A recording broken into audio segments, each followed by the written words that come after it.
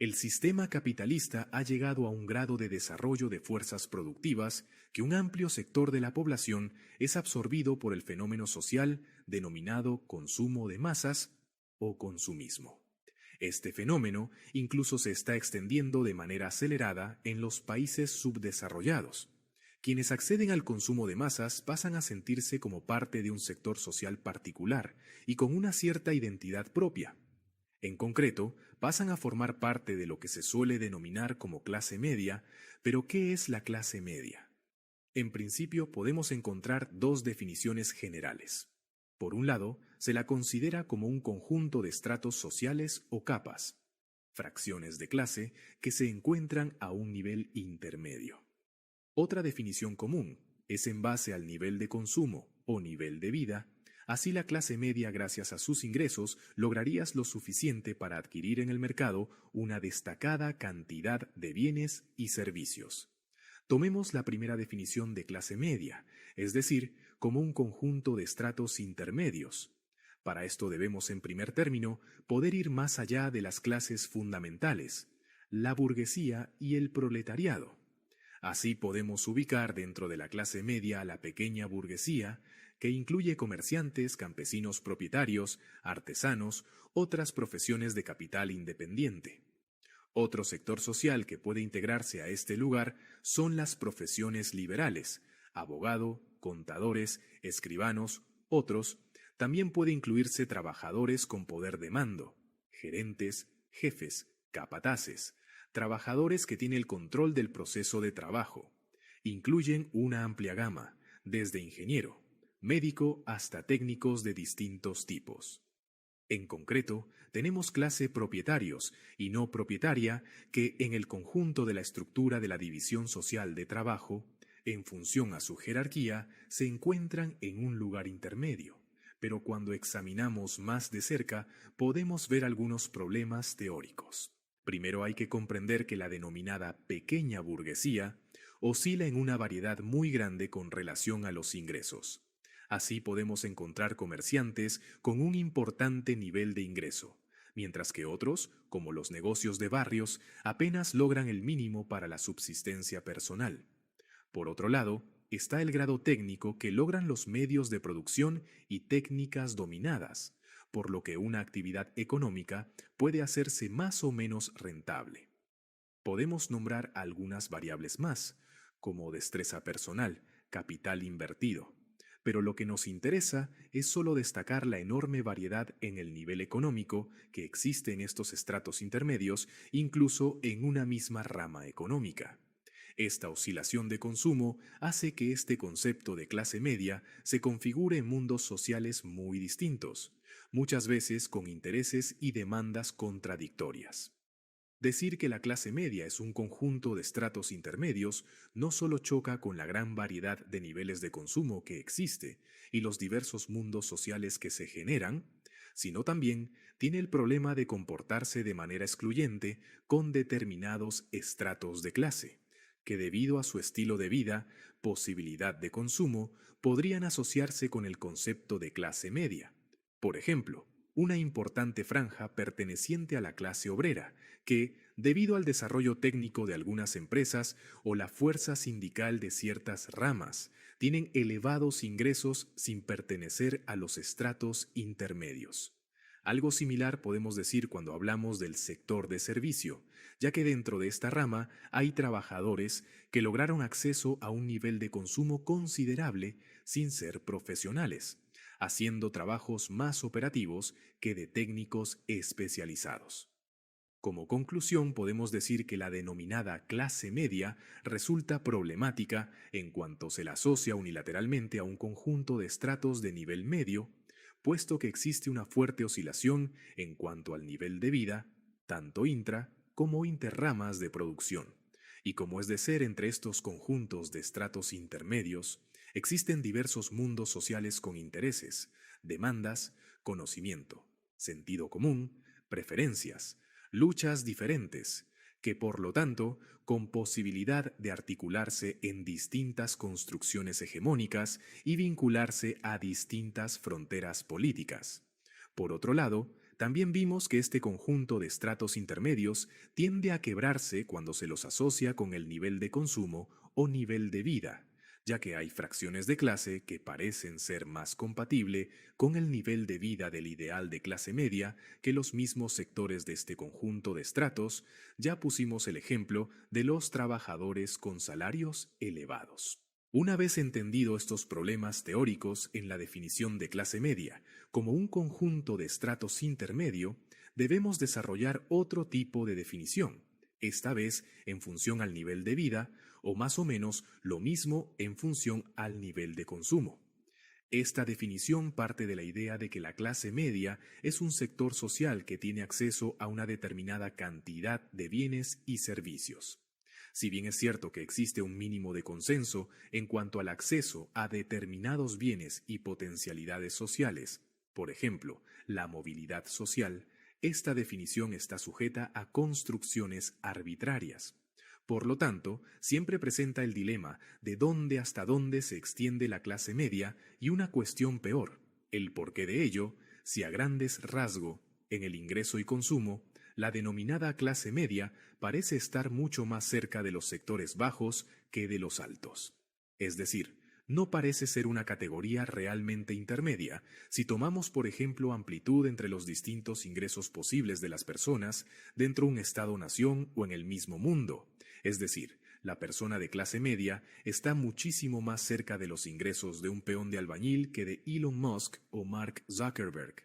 Sin embargo, en cuanto al acceso a determinados bienes y servicios, la clase media se caracteriza no solo por tener acceso a los bienes básicos, sino también a bienes que lo posicionan en un lugar mejor, como puede ser vivienda de calidad, vehículo de transporte, acceso a un volumen de crédito considerable, en concreto una forma de vida particular.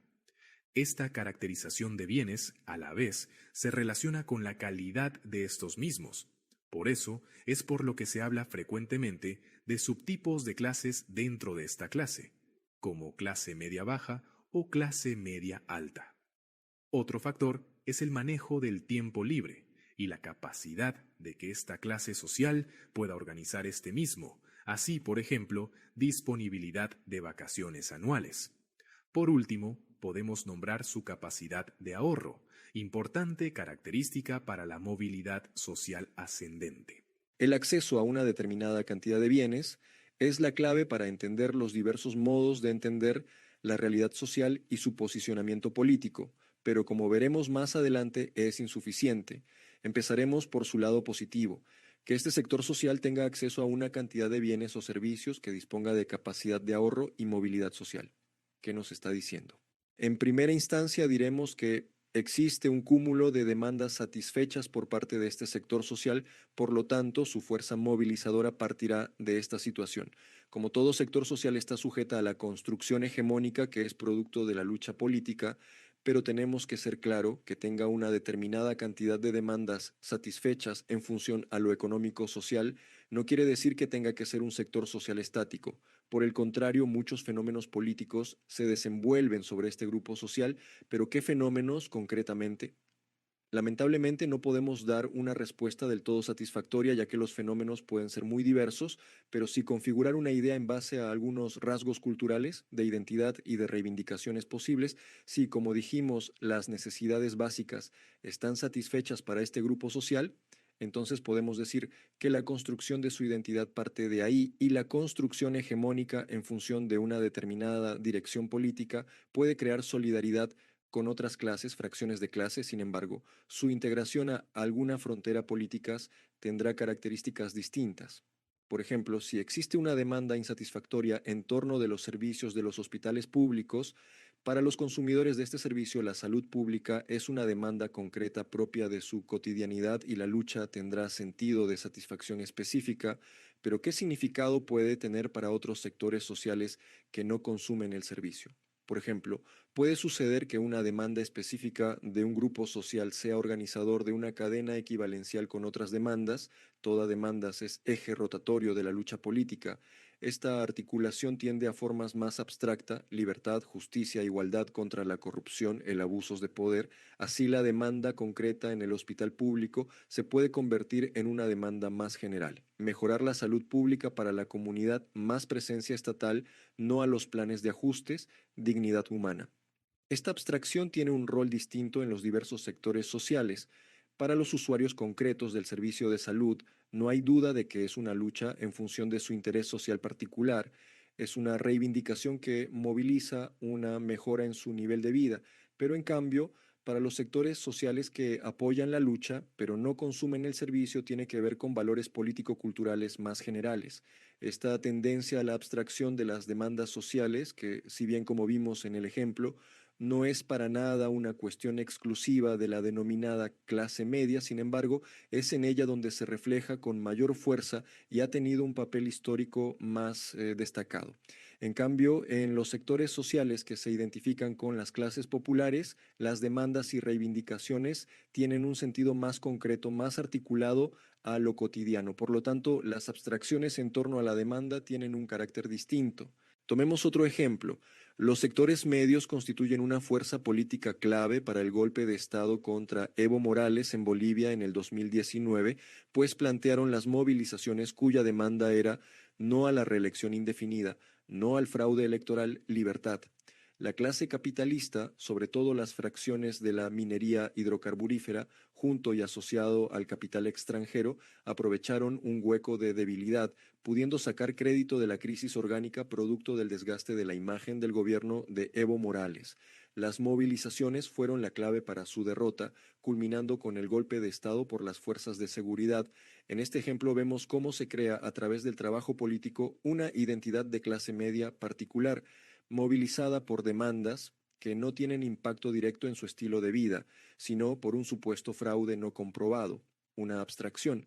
Si estudiamos el caso más en profundidad, vemos que en realidad tiene raíces en la problemática culturalista que atraviesa Bolivia, sobre todo por las transformaciones en el prestigio social de las comunidades indígenas a través del Estado plurinacional. Así vemos que un conflicto que nace en sectores de la burguesía relacionada a los hidrocarburos tiene una fuerte impronta en la cuestión del racismo, la religión y sectores que se identifican como clase media, con valores opuestos al gobierno de Evo Morales, que no demandan ninguna mejora concreta en su calidad de vida, sino restaurar el prestigio social perdido de sectores medios blancos tras el empoderamiento indígena. Se puede dar más ejemplo. Otro caso sería los movimientos sociales, ambiental, por los derechos de los animales, por la paz, feminista, etc., en donde se impulsan demandas generales que se concretaron en una determinada ley de Estado. No demandan cuestiones vitales ni necesariamente de su mundo cotidiano, sino que demandas que van más allá de ello.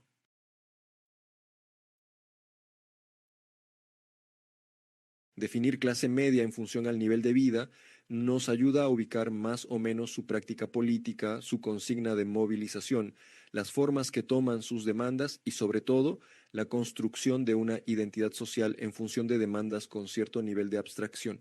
Pero esta generalización tiene un problema inevitable: es que desacopla a los grupos sociales de la división del trabajo, es decir, de su proceso de producción. Es imaginar a una clase social por fuera de las condiciones materiales de existencia y, por ende, fuera de las contradicciones económicas. Si solo nos quedamos con la idea de que la clase media es solo un nivel de vida característico, abandonaríamos sus formas concretas para solo reducirla a su forma abstracta. Su manifestación política estaría separada de las relaciones de producción concretas y cotidianas en las que vive. Es por eso por lo que hay que llevarla otra vez a su lugar, que si bien es cierto que no es del todo correcto simplificar como dijimos, en un conjunto de fracciones capaz, clase intermedias, resulta reduccionista esquematizarla solo a un nivel de vida particular. El ideal de clase media tiene de forma relativa algún grado de unificación en cuanto a ciertas reivindicaciones con cierto nivel de abstracción. En sus necesidades concretas o en su lucha cotidiana, esta unidad parece desaparecer.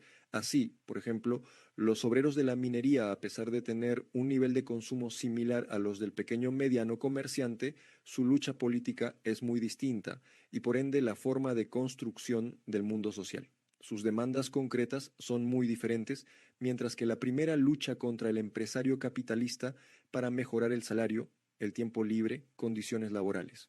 El segundo demandará una estructura impositiva más favorable a sus intereses.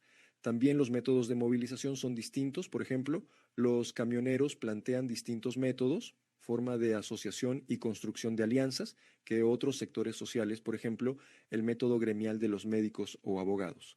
El dueño de un taller metalúrgico que tiene, supongamos, 3 empleados, posiblemente su forma de pensar sea más cercana al empresario capitalista clásico que un técnico industrial o a un empleado estatal, a pesar de que su nivel de consumo es más parecido a estos últimos. Podemos incluso ir más lejos. Por ejemplo, los partidos políticos que en función de su construcción hegemónica debe replantearse este problema sobre las fronteras que crean en su contacto con el mundo social. Así, por ejemplo, cuando un partido político plantea como eje de campaña la disminución de impuestos, puede generar adhesión por parte de los comerciantes, pequeños productores agrarios, otros, pero puede tener cierto rechazo por parte de empleados estatales que se verán desfinanciados.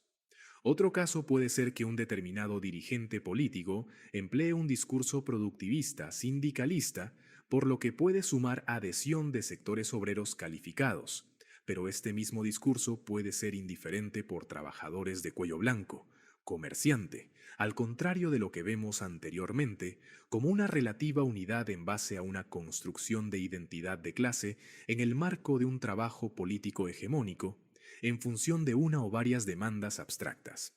En el esquema actual vemos una clase media bastante disgregada, pues tiende a desaparecer producto de sus múltiples contradicciones. Esto se debe a que en las fronteras que se crean en función de un discurso hegemónico tiende a segmentarla, cuando dicho discurso hace referencia a sus condiciones materiales de existencia.